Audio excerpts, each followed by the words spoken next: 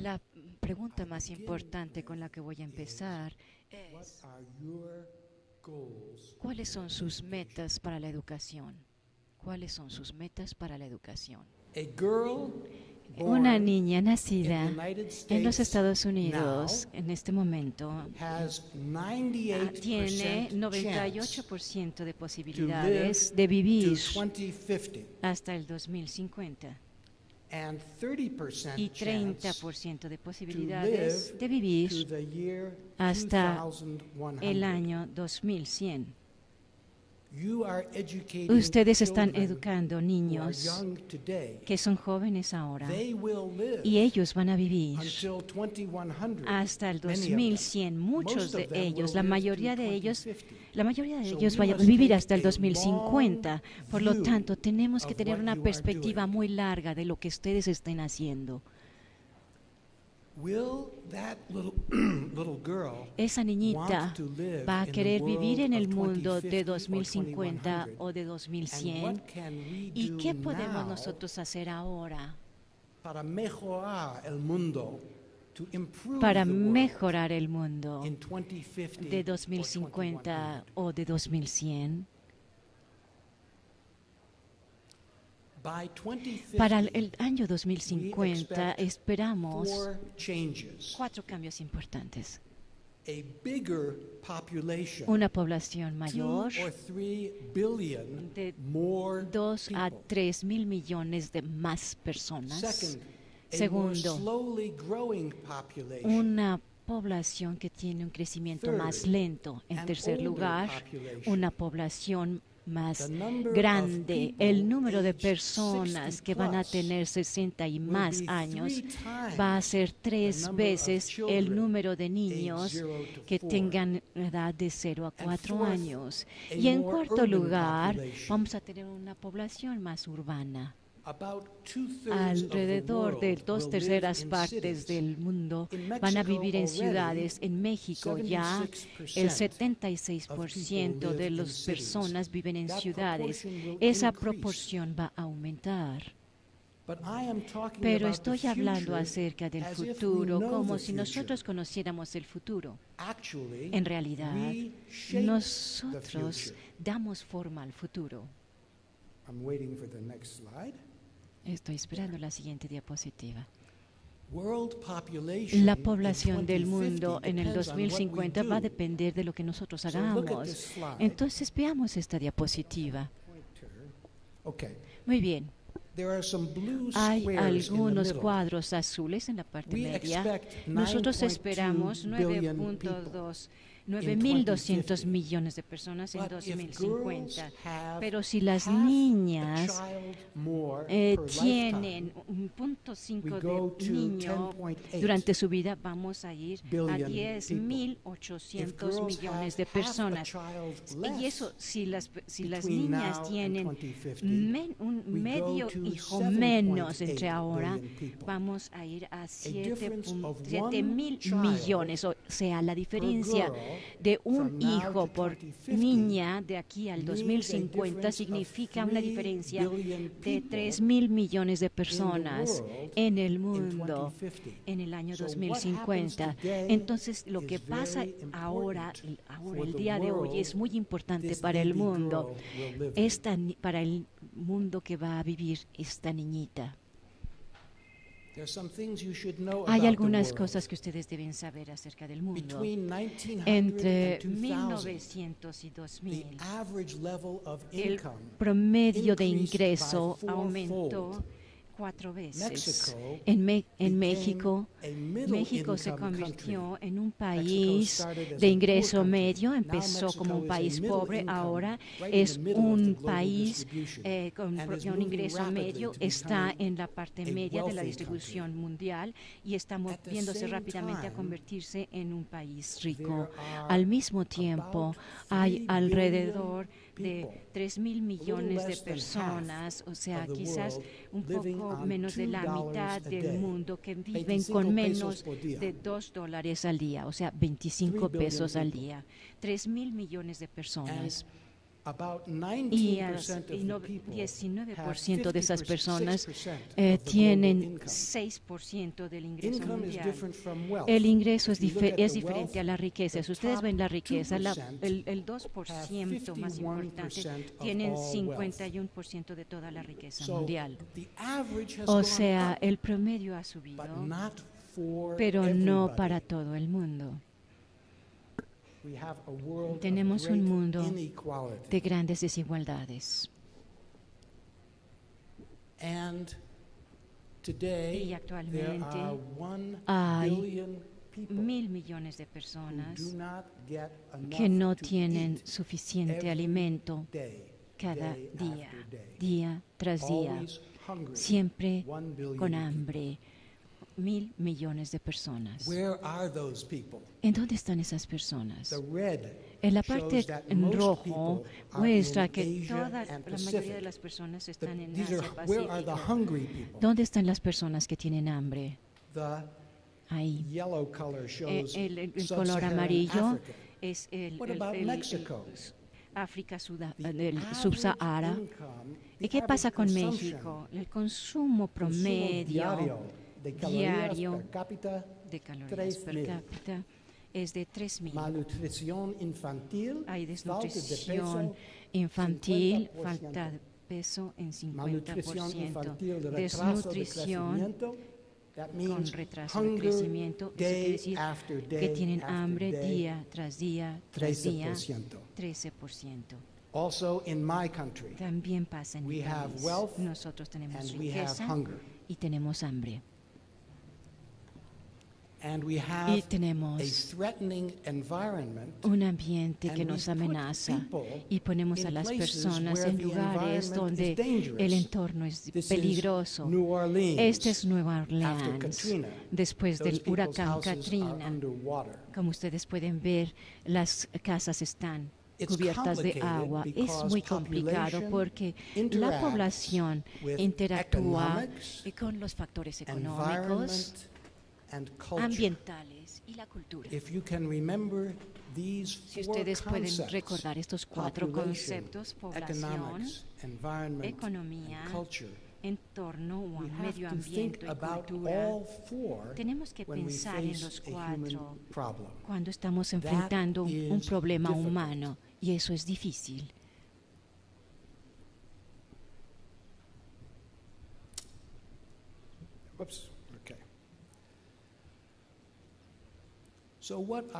Entonces, ¿cuáles son las soluciones a estos problemas? Las personas han propuesto 3 tipos de soluciones. Hacer un pie, o sea, un pie mucho más grande, para aumentar la capacidad productiva, que tengamos menos, o sea, reducir la población y el consumo, y tener mejores modales para reducir la violencia, corrupción, subsidios irracionales, desigualdades entre hombres y mujeres, entre jóvenes y viejos. O sea, tenemos 3 soluciones. Un país más grande, una población que crezca menos y mejores modales. Y hace unos 10 años empecé a estudiar la posibilidad de que si nosotros podemos educar a todos los niños bien, durante 10 a 12 años podemos respaldar estos 3 factores.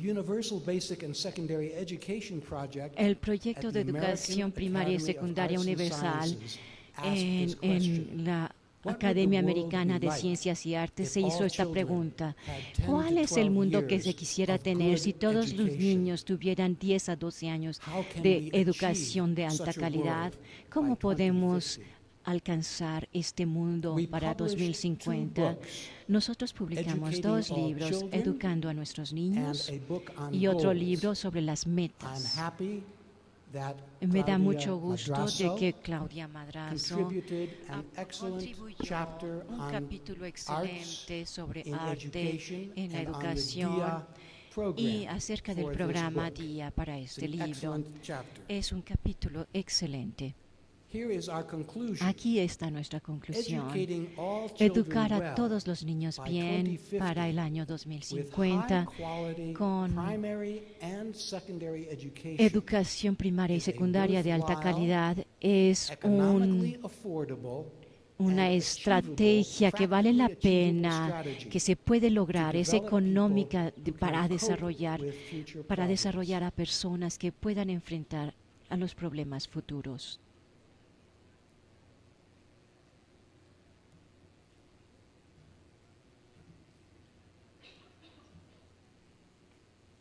Una estrategia económica y alcanzable. Preguntémonos, ¿por qué la educación es importante? Hay 6 razones. Las razones tradicionales son sociales, políticas y económicas. Las razones sociales operan en el nivel de la sociedad y el individuo. Día respalda la meta del desarrollo humano. Hay otras necesidades y derechos humanos y equidad. El proyecto político es crear una nación y dar a la gente acceso. La razón económica es para dar a las personas la posibilidad de ganar dinero. Pero hay otras razones que se pasan por alto. Las madres educadas que tienen una educación mejor, educan mejor a sus niños. Los niños sobreviven mejor y las madres también. Y también tienen menos niños. Por lo tanto, la inversión en cada hijo aumenta. La educación equipa a las personas para poder enfrentar el cambio ambiental y la educación se transfiere las tradiciones de religión, modales, valores. Hablando acerca de día, yo pongo esta imagen de Modigliani, Diego Rivera. En primer lugar, porque es una pintura magnífica, y después porque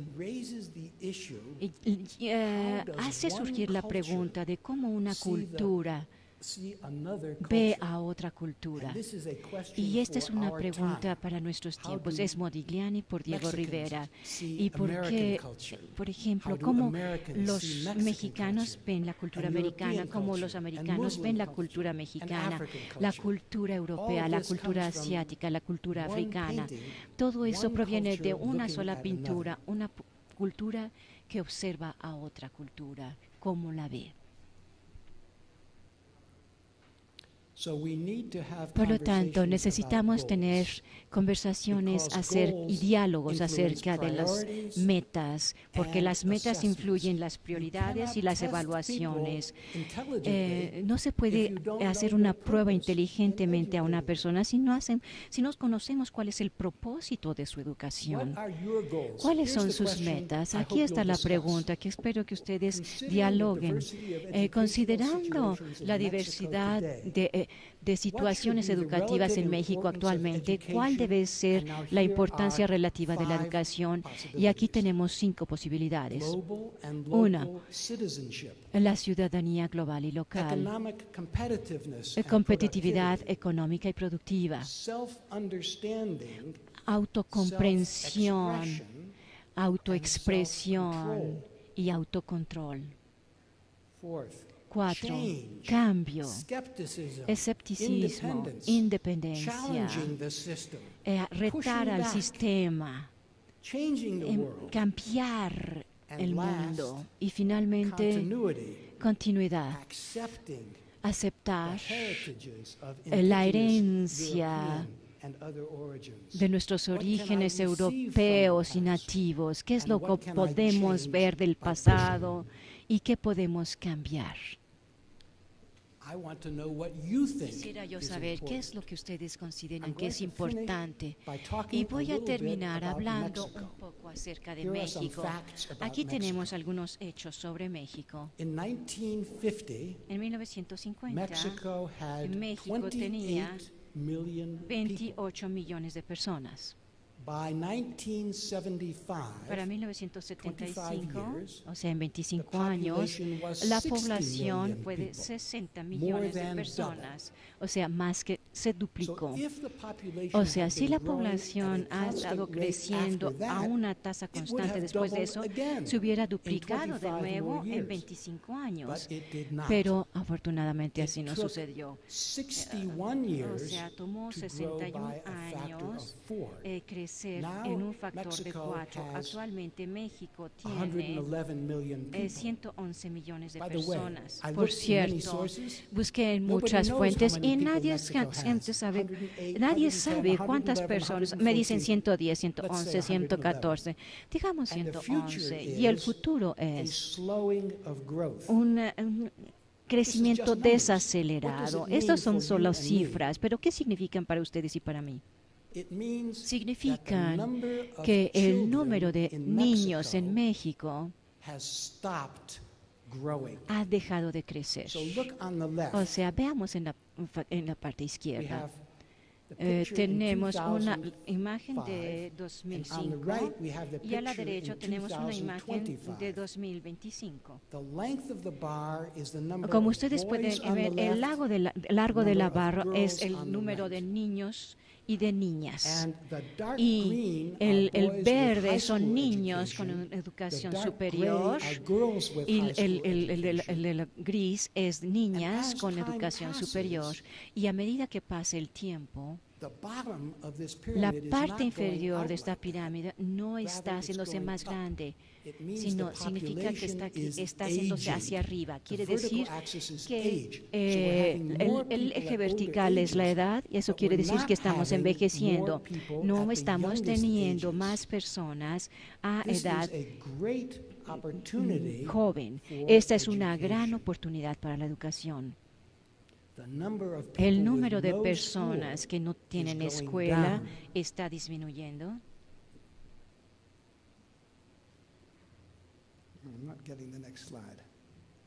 La siguiente diapositiva parece que no quiere ponerse. Ahí está.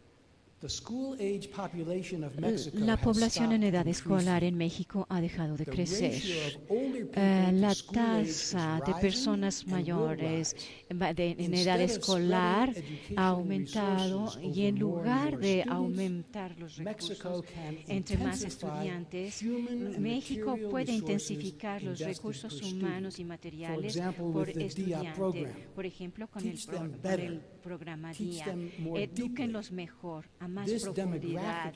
Este cambio demográfico representa una gran oportunidad para la educación en México. Aquí tenemos otros hechos.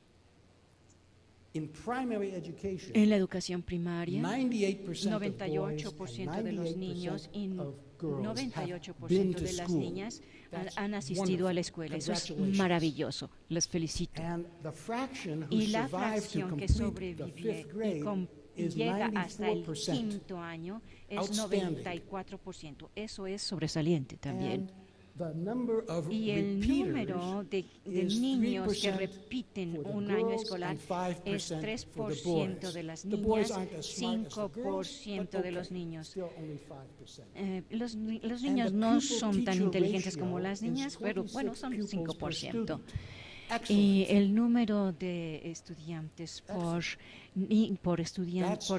maestro es también muy bueno. Ahora quiero darles las malas noticias. Veamos en la parte media. Después de 5 años de educación, la fracción de niños que pueden leer una oración sencilla y decirles lo que significa es solamente de 55%. Lo mismo sucede con las niñas. O sea, quiere decir que la mitad de sus niños no están aprendiendo a leer al nivel más elemental. Y eso es muy mala noticia, pero ahora ya lo sabemos y podemos arreglarlo. Ahora hablamos acerca de la escuela secundaria. En la Ciudad de México, la mayoría de los niños y las niñas van a la escuela secundaria.